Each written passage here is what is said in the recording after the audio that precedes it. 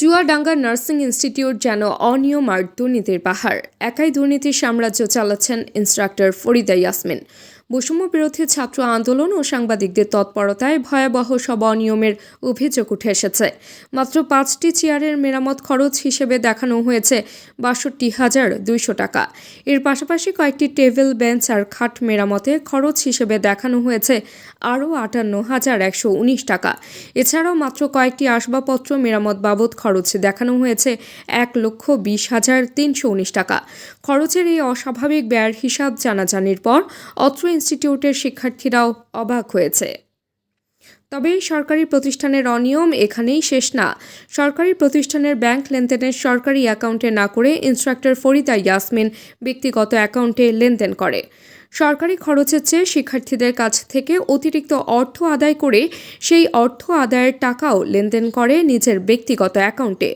গত মঙ্গলবার চুয়াডাঙ্গা নার্সিং ইনস্টিটিউটে গিয়ে এসব অনিয়ম দুর্নীতির প্রতিবাদ করে বৈষম্য বিরোধী ছাত্র আন্দোলন চুয়াডাঙ্গা জেলা শাখার শিক্ষার্থীরা।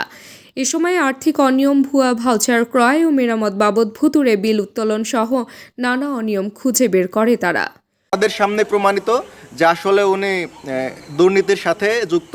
তো আমরা এটাও শুনতে পেরেছি যে এই দুর্নীতির বিরুদ্ধে এর আগেও নিউজ চ্যানেলে প্রচারিত হয়েছে। সরেজমিনে ঘুরে জানা যায় 2023-24 সেশনে ভর্তি হওয়া ৭৫ জন শিক্ষার্থীদের কাছ থেকে অতিরিক্ত 2 থেকে 4 হাজার টাকা আদায় করে নার্সিং ইনস্টিটিউট কর্তৃপক্ষ। ইনস্টিটিউট থেকে ভর্তির সময় 8,500 টাকা নিচ্ছে, কিন্তু এখন জানতে পারছি যে সরকারি খাতে 6,400 টাকা। এটা এখন কোন খাতে ব্যয় করেছে এটা সঠিক তথ্য আমরা জানতে চাই। পরে খবর পেয়ে সেখানে হাজির হন চুয়াডাঙ্গা সদর হাসপাতালের তত্ত্বাবধায়ক ডাক্তার বিদ্যুৎ কুমার রায়।